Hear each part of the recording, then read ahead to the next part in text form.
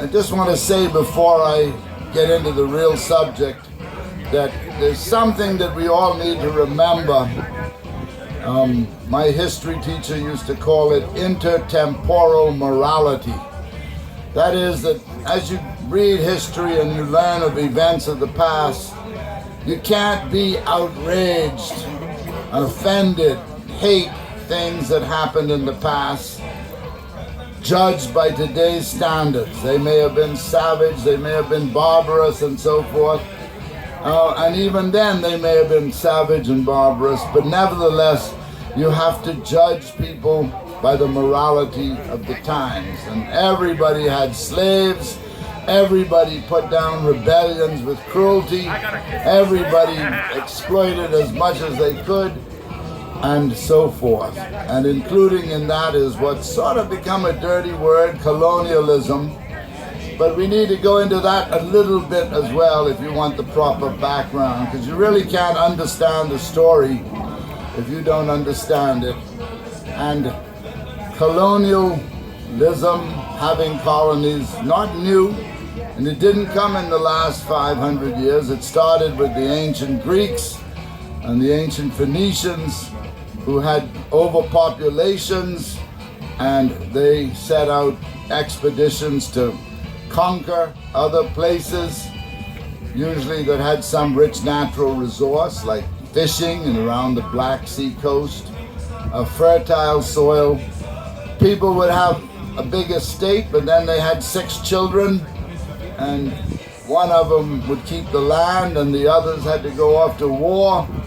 The lucky girls married someone who had an estate, but there was always pressure for more land to go out and get more wealth and so forth.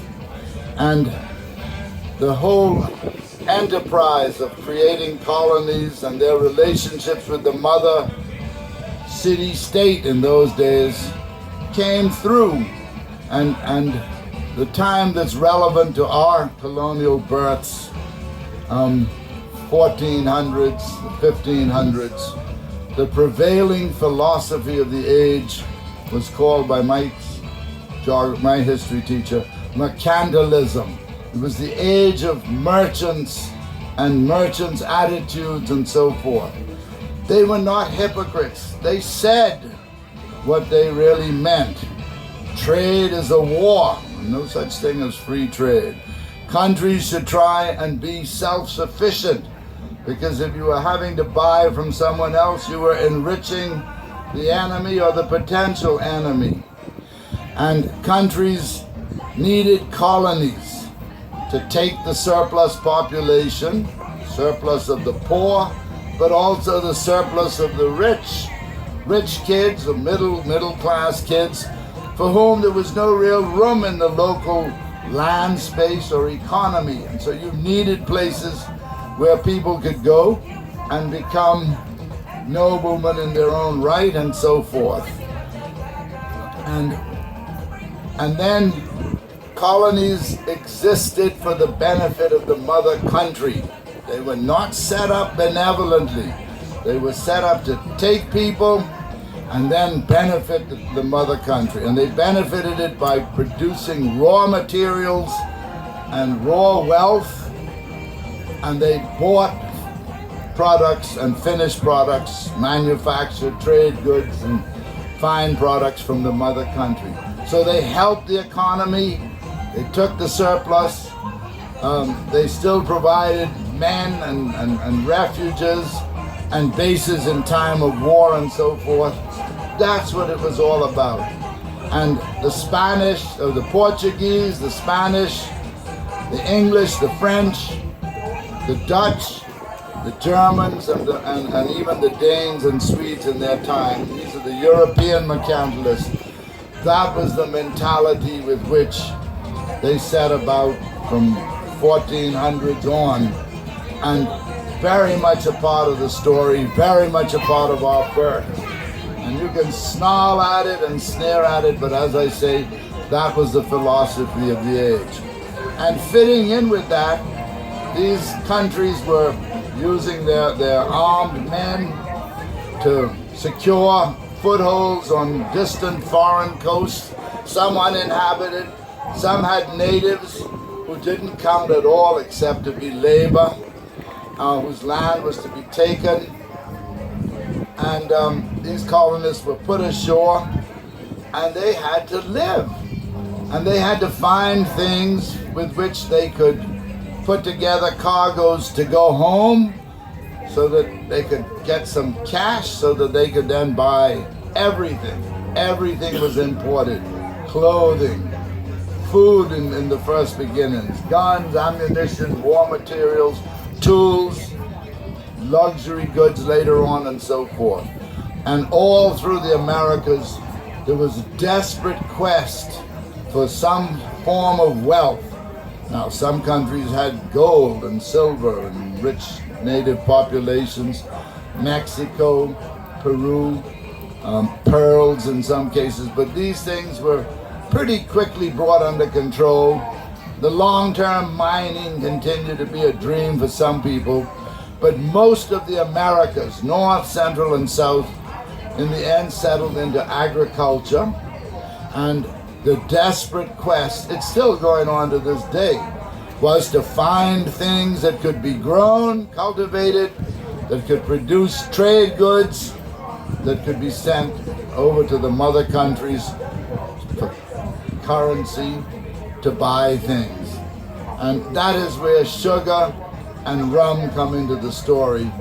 But equally, a lot of other places that didn't grow sugar, a lot of other commodities fitted into this. Very quickly, first sugar came, they believe, from New Guinea. 10,000 years ago, 8,000 BC, they were cultivating it. As ships went back and forth, canoes, boats, spread from island to island into Polynesia and Indonesia, and then to Indochina, into South China, where they were refining sugar from way back, although Europeans didn't know until Marco Polo went. India became a great producer of sugar, and they learned the secret of refining and making beautiful white sugar.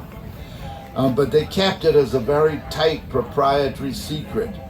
And when the Persians went into India, in northern India in 525 or thereabouts BC, their then King Darius reported honey not made from bees.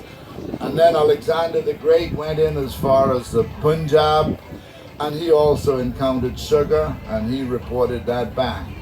But sugar production stayed very much a secret with the Indians until the Islamic invasions began after Muhammad united and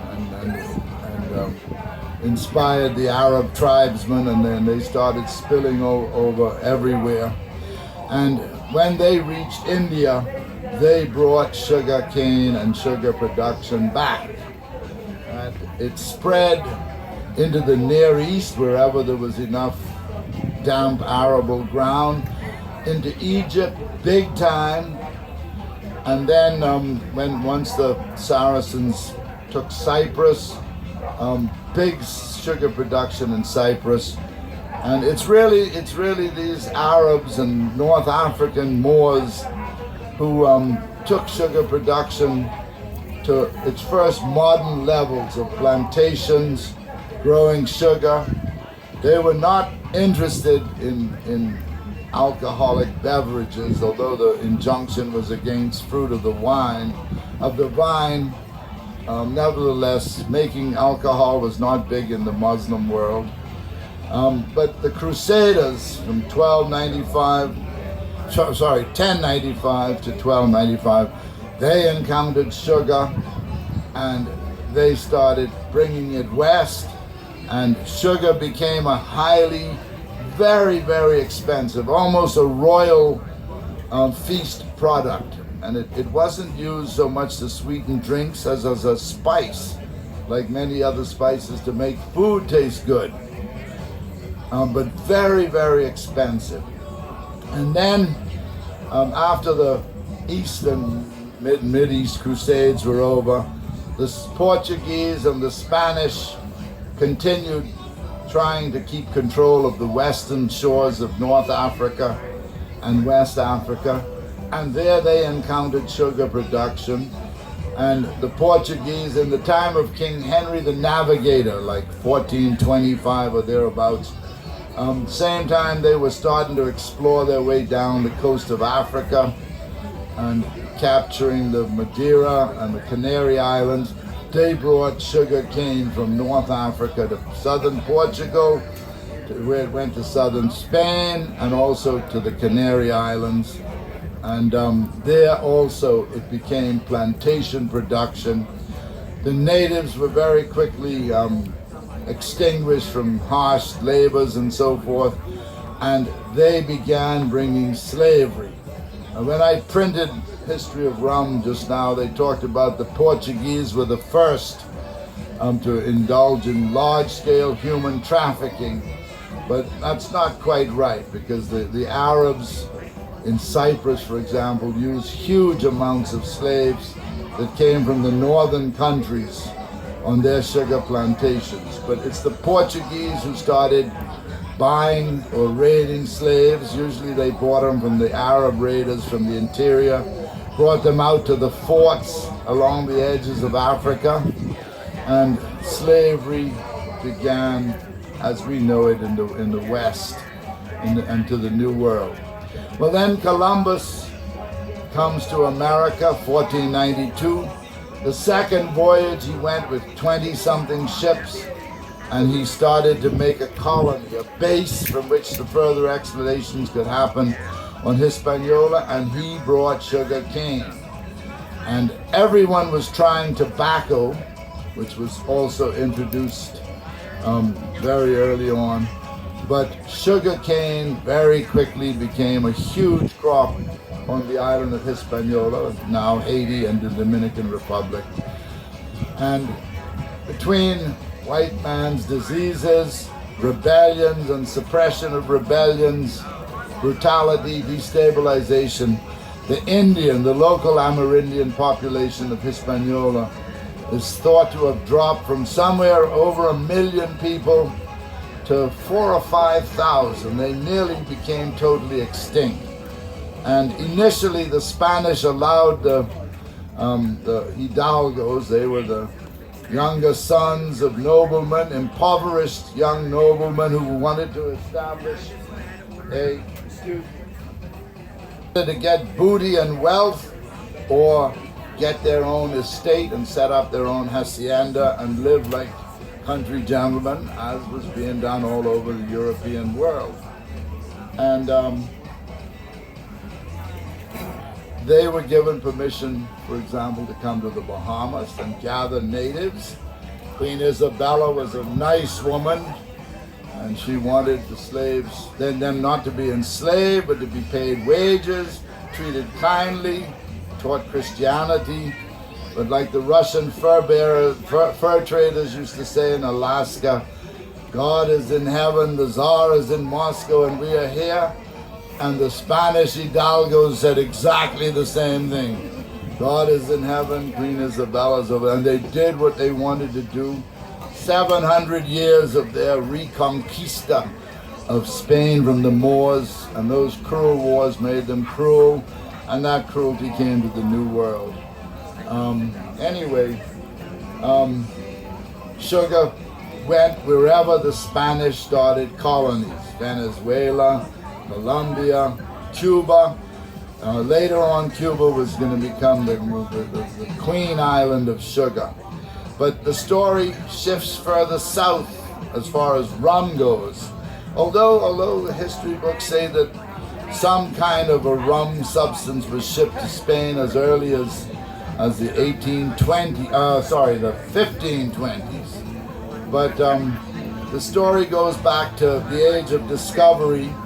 The Portuguese, it's believed, had some maps that they captured from Turkish map makers, who captured them from Venetians, who captured them in turn from somebody who had been in the Far East. And there's a half myth, half legend that before the Ming emperors the Chinese were sending out huge treasure ships to trade all over Indonesia, the Indian Ocean, Africa, the Red Sea, and that they had sent treasure ships all over the world to map the world, and people like Magellan, they think, already had maps that showed the Straits of Magellan. Anyway, the Portuguese, we think, knew that Brazil was there. And in the politics between Spain and Portugal and the Catholic Church, the Pope drew a line of exploration, west of which was all to be Spain's, east of which Portugal could colonize, and east of that line included Brazil, or the eastern part of Brazil.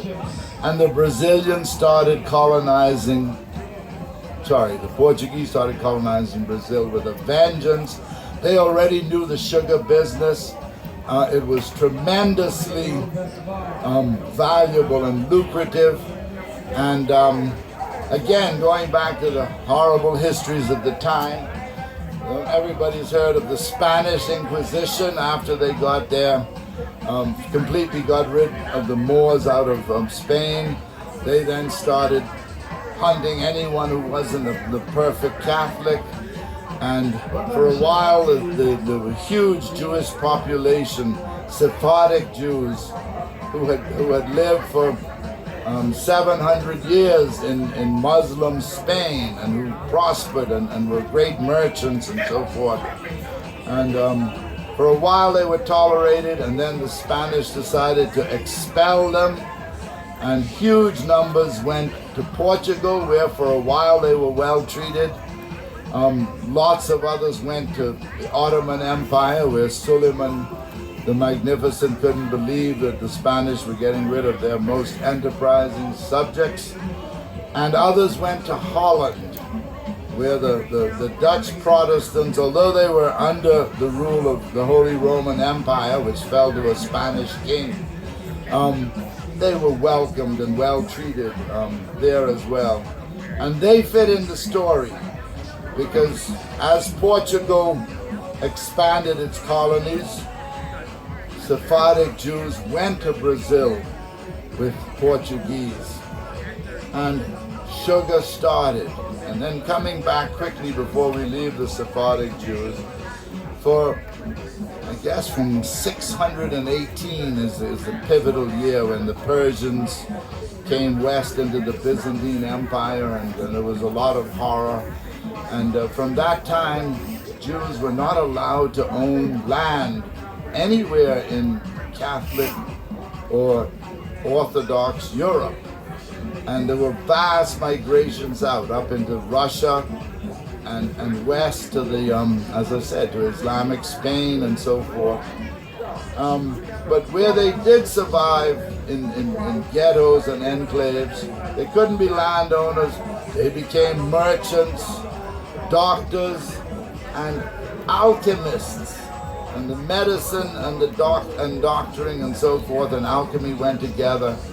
And the making of spirits from plums and from peaches and making different alcoholic spirits was known, widely known in the alchemy of the Middle Ages. And some of that knowledge and experience came west to Brazil, to Portugal. Anyway, Brazil importing huge numbers of slaves, the Spanish colonies importing huge numbers of slaves, and now we can come back to rum. Now, every human race, tribe, group, everybody has always wanted to drink something that made you feel good and get intoxicated. From the time of the cavemen, drinking or smoking something, mushrooms or whatever. Everybody in their culture had some alcoholic beverage. The Northern Europeans, I guess, and the Southern Europeans learned to make wine from grapes, of course, and that became the greatest of them all. Elsewhere where grapes didn't grow, they made mead from honey. Africans made a variety of things from plants and roots. And the Amerindians knew how to make alcoholic beverages from barks of trees and leaves of trees and root crops. And when the Portuguese, and really in the British world, Barbados is the mother of rum, in the British colonial world. But in the real world, Brazil really is. They would boil the sugar cane juice.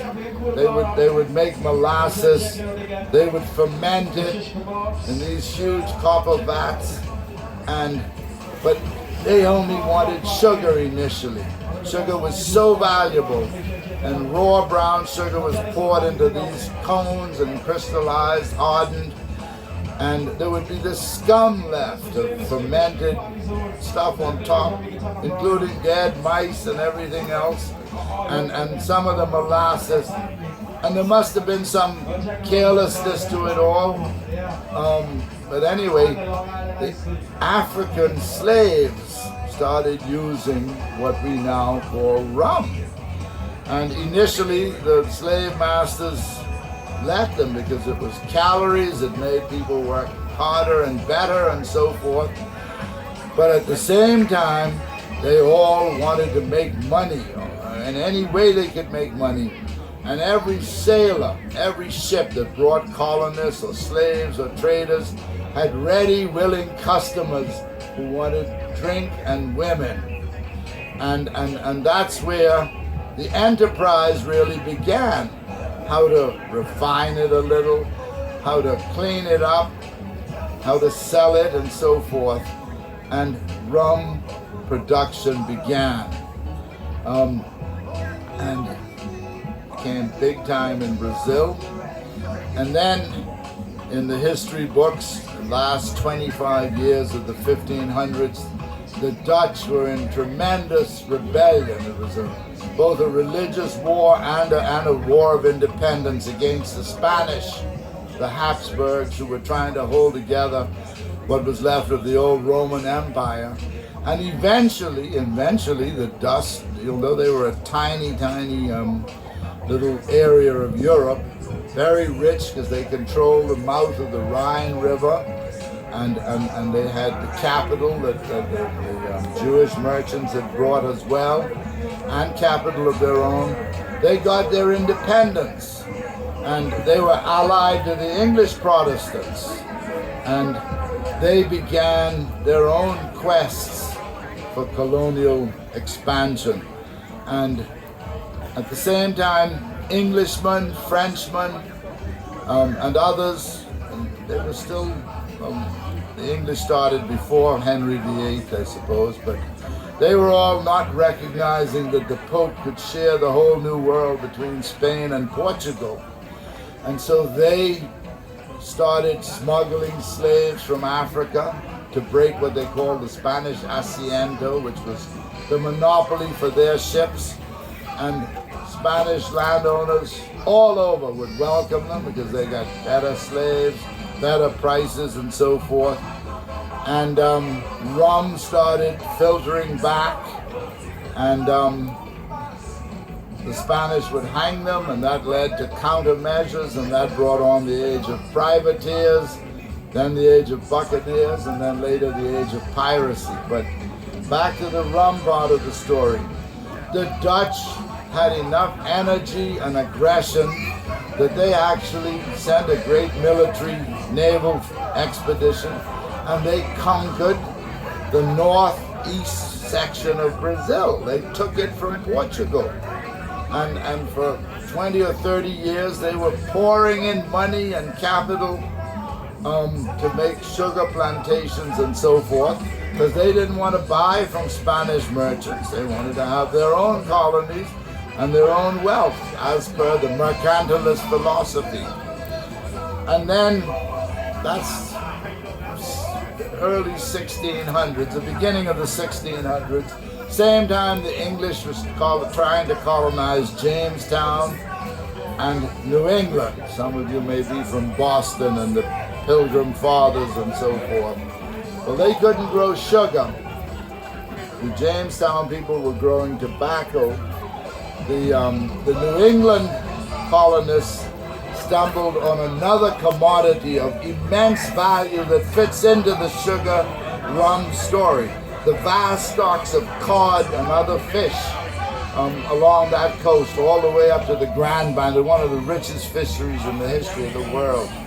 And cod can be salted and dried into a perfectly preserved, shippable thing. It's as shippable as lumber once it doesn't get wet. And then it can be and last for years and years. And then it can be rehydrated and it tastes almost as good as fresh fish. Almost. But the funny taste to it is in our genetics, those of us who love it.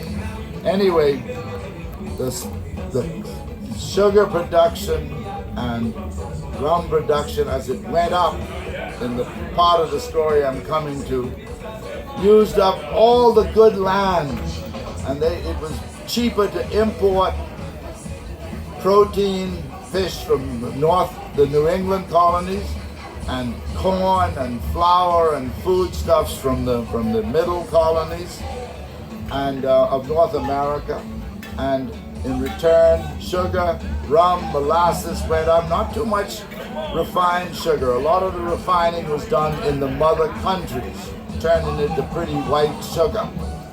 And so the sugar and the rum became a catalyst for tremendous accumulation of wealth and capital in New England. And they wanted rum, their seamen wanted rum. I don't know if you all remember the old John Wayne movie, Donovan's Reef, and the old Boston Shipping Company is joking about Aunt so-and-so. We don't trade in rum, we trade in West Indian trade goods. But they were putting the rum in the tea instead of sugar, right? Anyway, the British started their West Indies colonies. And they picked Barbados first because it was almost 100 miles east of the chain of the Lesser Antilles Islands, too far for the Carib Indians who were fighting and eating their way north to go, and maybe out of the flight line of birds. So Barbados was an uninhabited island, so they didn't have to fight natives. It had defensible areas, and the British settled Barbados. At first they grew tobacco, that was all they knew how to grow. And then very early in Barbados' history, within a few years, they sent a combined voyage of science and exploration and adventure to South America and up the Orinoco River. And they brought sugar cane back to Barbados, and they brought Amerindians who knew how to make Moby, which was an alcoholic beverage combination of root crops and bark. And they still drink Moby in Barbados, and they've also blended it with a rum nowadays. But from these people who knew, and from what they were gathering, and then in the middle of the British colonization of Barbados, the Portuguese recaptured the Dutch, took back the Dutch area of Brazil, and suddenly huge numbers of Protestant Dutchmen and Sephardic Jews, they did not want to go back and live, and they didn't want to stay and live under Catholic Portuguese who might bring the Inquisition there and start burning people at the stake. And there was a mass exodus north, and Barbados greatly benefited from, in some cases, ships carrying all the equipment and money, and people knowledgeable would go straight there, and Barbados got a jump start in sugar and rum production from the people who had learned it from Brazil and so forth. Later on, as the British Empire expanded and they started colonizing other islands, taking territory, eventually they got their own slice of South America. Again, you find Dutch names, you find Sephardic Jewish descendants there, and Dutch and English and everybody else. But all of that's tied into the story of rum and sugar. And the age of mercantilism went on. When Cromwell, Oliver Cromwell and his Puritans, and these were people who didn't eat, they hated luxury, they didn't drink liquor, but nevertheless they knew the value of sugar.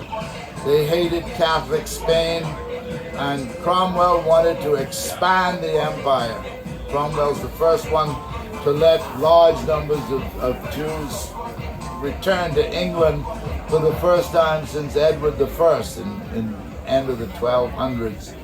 And so they started conquering. 1655, correct me if I'm wrong, they captured Jamaica from Spain. And so they landed on their feet in huge sugar-producing island. Trinidad changed hands many times. The British colonized St. Kitts, that changed hands many times.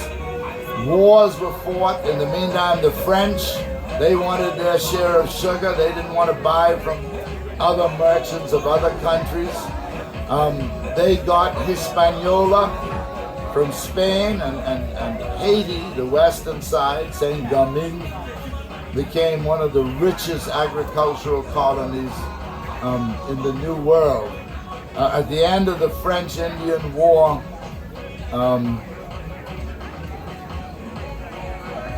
Haiti was as valuable as the whole of Canada, if any of you are from Canada. The French were happy to keep Haiti. Anyway, there were wars, as I say, first we had the War of Jenkins Ear against the Spanish.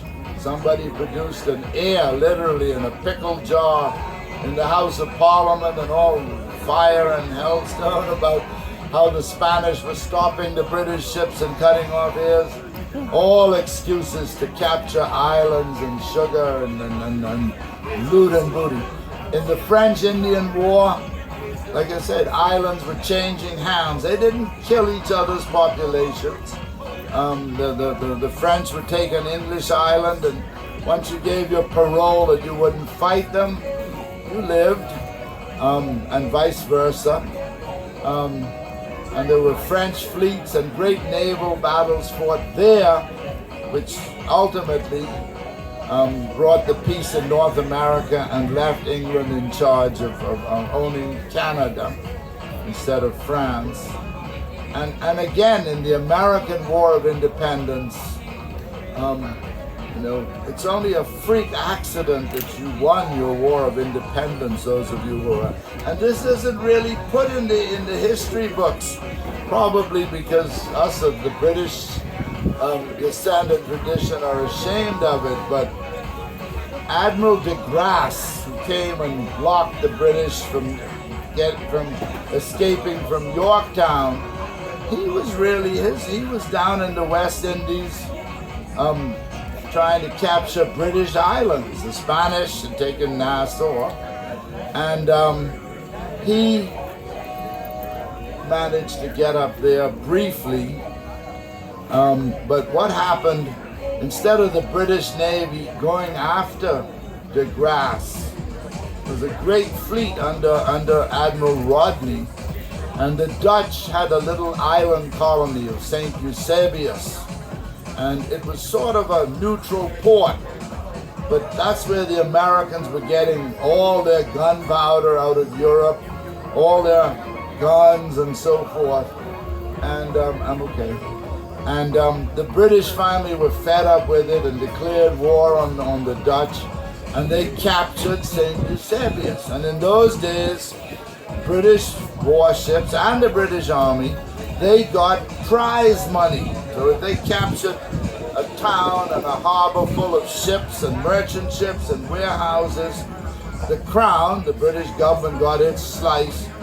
The admirals got a big slice. The captains got a big slice. Right down to the cabin boy, they all got a share of the proceeds of sale.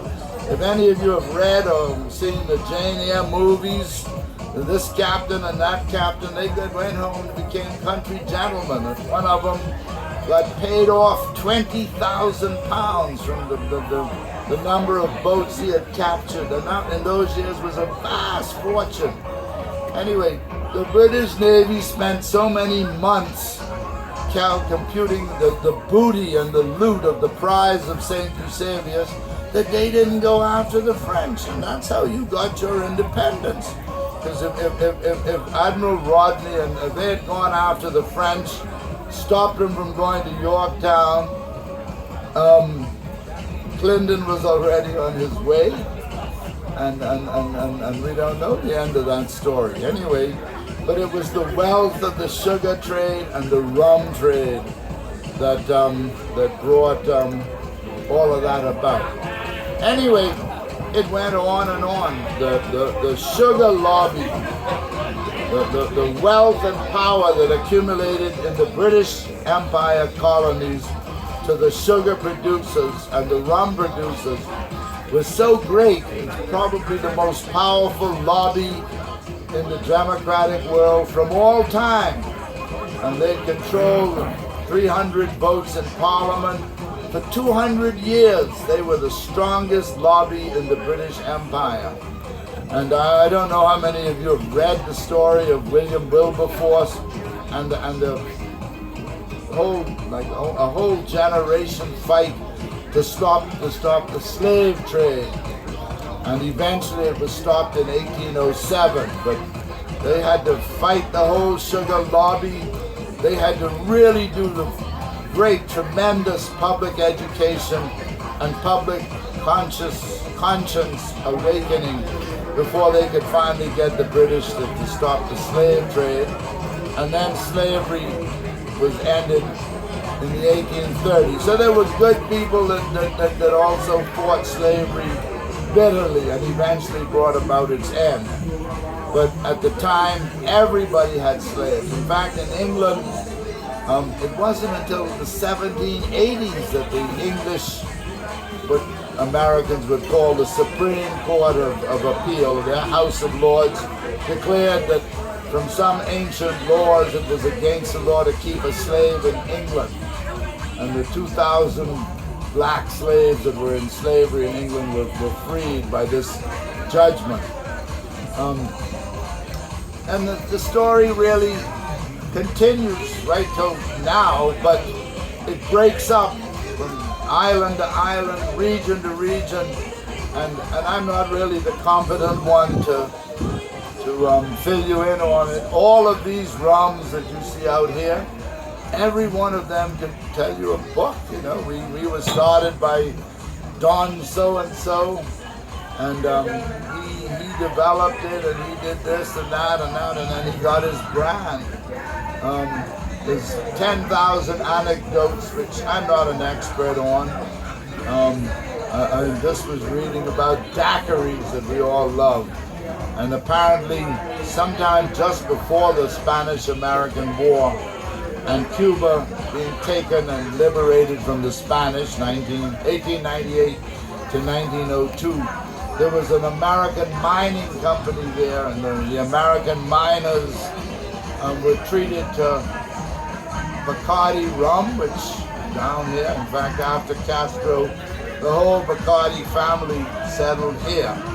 And then they ran their external Bacardi empire from here. They had the factories in Puerto Rico and all over the place, but they live here, and some of them are downstairs here today. Anyway, these American engineers were given all the Bacardi rum they wanted, and they learned and they experimented, and the locals were mixing it, and the drink was crystallized, and it was honored with the name of the little Cuban town where it was invented. And you didn't know that little bit of trivia. Anyway, back to rum. It got a big jump start from the British Navy. I'm talking about in our world. Now, there must have been parallels in the Spanish world and the French world and so forth, but by 1730s, up until the 1730s, British seamen were given beer or wine, but both beer and wine spoil much faster on long sea voyages than rum. And so captains, Navy ships, everybody started taking rum. And it started to become the custom to give seamen their shots of rum. 1730 something, after the War of Jenkins there, the British Navy officially adopted rum as an official instead of beer. And they used to give every seaman, even the lowliest seaman would get a half a pint of rum, quarter of a pint in the morning, quarter of a pint in the evening. And there was still some other stuff, and no doubt there were some in there who didn't drink, who traded it with others, but the captains and the admirals were always complaining about an increase in the vice of drunkenness and so forth. And later on, they started watering it down. They said they could get it, but it had to be mixed in a quart of water. And to make it taste better, they started squeezing limes in it. And I always thought limeys, and we called Englishmen, and the Americans called Englishmen, I thought that came from something to do with ticks and Lyme's disease. But apparently, according to Wikipedia class history anyway, it was squeezing lime into rum and drinks that got Englishmen called limeys. Of course, after Captain Cook and others discovered that lime juice prevented scurvy, so it wasn't so silly. But it wasn't until way in the actually it was in this century, when the age of electronics on boats got serious, that the British Navy officially got rid of giving their seamen their tots of rum. And I'll tell you this, and nobody laugh at me, but when I get a bad sore throat sometimes, I keep some rum. It cauterizes your throat for a while, and I wonder if that rum didn't help keep flu and colds and things under control. But no question, spirits, brandies, any kind of alcohol, whiskey, rum, all of them powerful astringents. They were used in medicine. They were used to make people happy. Serious drinking. Excuse me. You need a rock.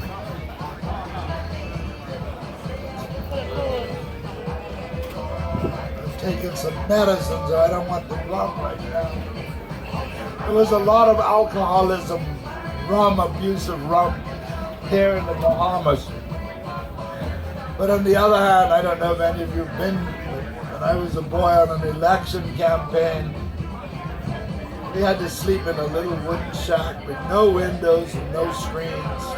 And outside was a tremendous din of mosquitoes. And no matter how tight the house was locked, and it was hot as the fire of hell, mosquitoes were getting in. And it was the most miserable night I ever spent in my life.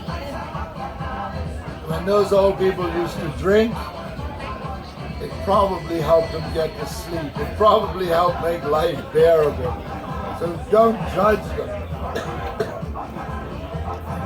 I've actually watched old men in Niagara as a young man camping with them. They'd drink until they fell dead asleep. And I didn't sleep that night. There's nothing romantic about sleeping on beaches. Sandflies and insects bothered me the whole night. But they slept right through it. Maybe some of the stuff came through their pores and made it an inbuilt insect repellent. Anyway, the story comes forward. After emancipation, the British, in a lot of places, the African slaves, the black slaves, they didn't want to work for their masters anymore. And in mass, they went out to vacant land and they cleared land and started subsistence cultivation.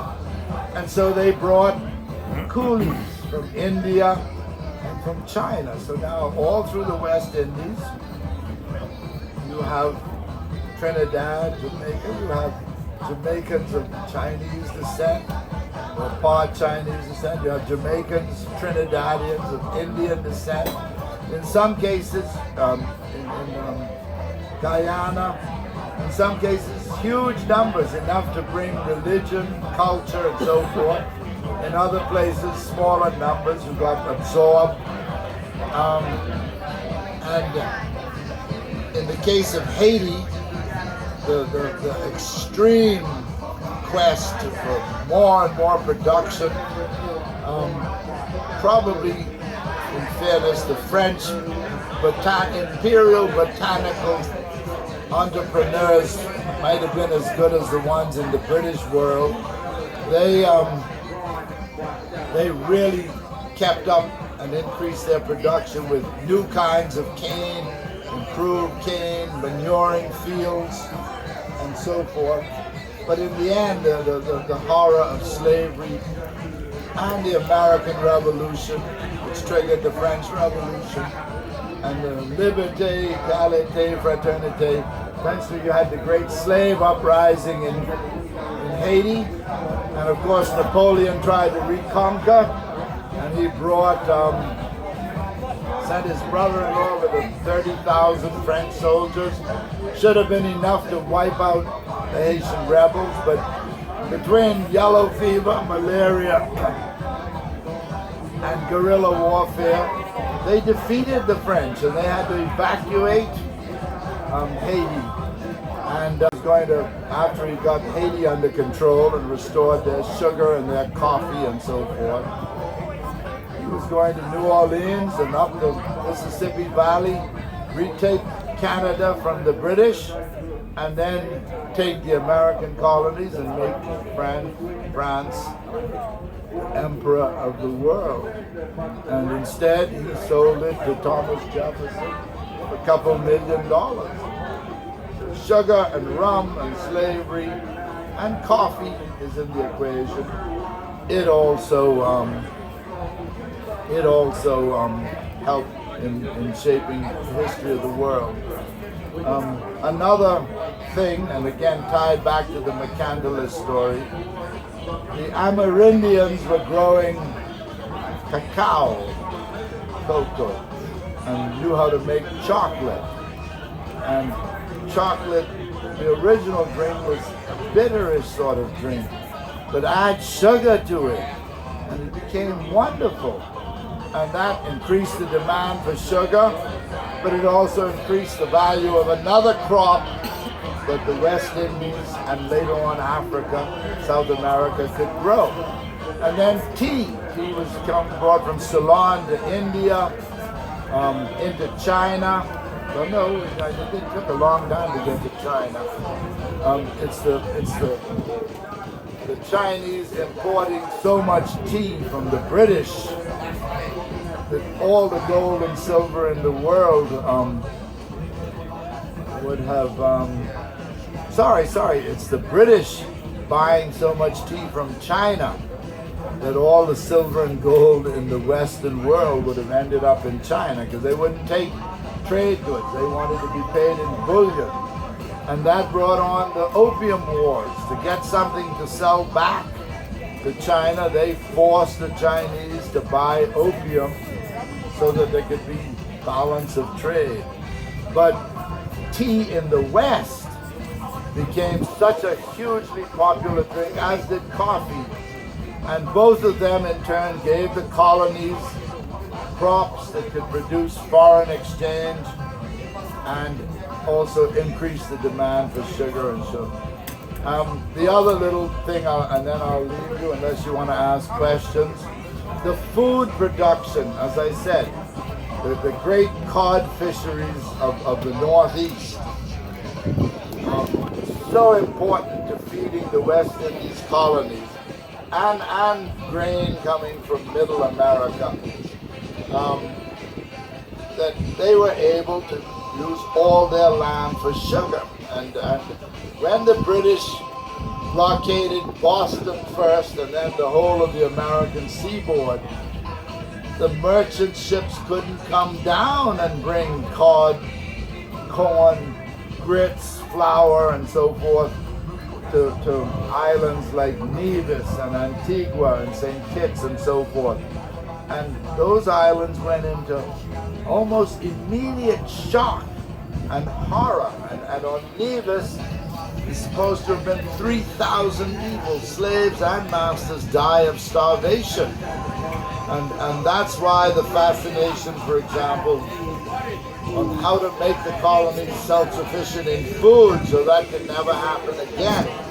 And Captain Cook, in the meantime, had been exploring the Pacific Basin, brought back the story of breadfruit that you could bake, boil, put in stews and all of that.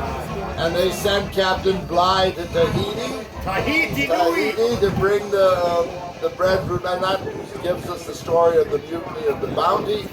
But the second time they went, they brought it. Everything used to go to Jamaica. Jamaica became the most important colony in the Caribbean, the hub. So any kind of new plants went to the Royal Governor of Jamaica, into the Royal Botanical Gardens, and then once they tested and grew and they learned production, each governor would send all the other governors. So we got our share of breadfruits, and they helped and so forth. But anyway, that's also part of the story.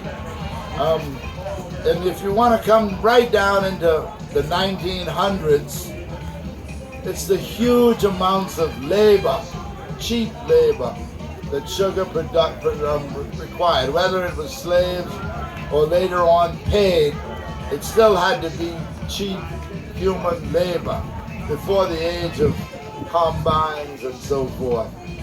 And that in turn brought unending unrest and social unrest, trade unions, and eventually led to changes of administrations, changes of government, and brought about independence for West Indian islands. There were other plantation crops. The age of refrigeration brought on bananas as a huge crop, pineapples and so forth, but sugar was always king, way down until now. That's about as much as I can tell you in this short time. White gold! But sugar is white gold. Yes, it was really white gold for hundreds and hundreds and hundreds of years. One of the strange ironies is that with so many other places producing sugar, and including America, the United States, with its huge subsidies of sugar in Florida and Louisiana, South Texas, sort of taken away some of the guts of the sugar, the value of sugar to the West Indies islands. And a lot of them have neglected sugar production. And I just read an article produced by the University of the West Indies bemoaning that Trinidad now importing 80,000 tons of sugar a year, which used to be self-sufficient, and bemoaning the fact that they didn't concentrate on growing sugar cane, because now we're coming into the age of biofuels and things like that. So there might still be a future for sugar, but at the same time, man's ingenuity and chemistry, now they're making fructose sugar from corn, and now they're finding plants in Africa that wild plants that may in fact replace all of sugar, and so people are going to have to go back and do what the ancestors did and find things to grow that can feed and keep a viable economy. There's probably a lot more I could add, but if anyone would like to give me ask questions, I'm very happy to have some discussion. I was curious about during the American Revolution, when New England rum makers were cut off from their supply of molasses from the Caribbean, where they made the rum. They were throwing the molasses away earlier, right? Before they learned to make rum. In in the first years of sugar production. It was a byproduct. It was used for fertilizer. The slaves learned to use it to make rum, and they were glad for the slaves to use it for calories and work energy.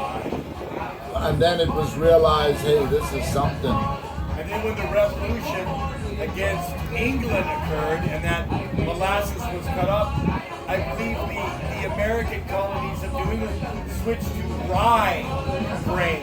That's a northern grain, I believe. I'm sure that the cutting off of molasses stimulated a lot of whiskey production. Whiskey. Yeah. Rye whiskey. Yeah, I'm sure that happened. Yeah. Any other questions? Anybody? Well, thank you very much.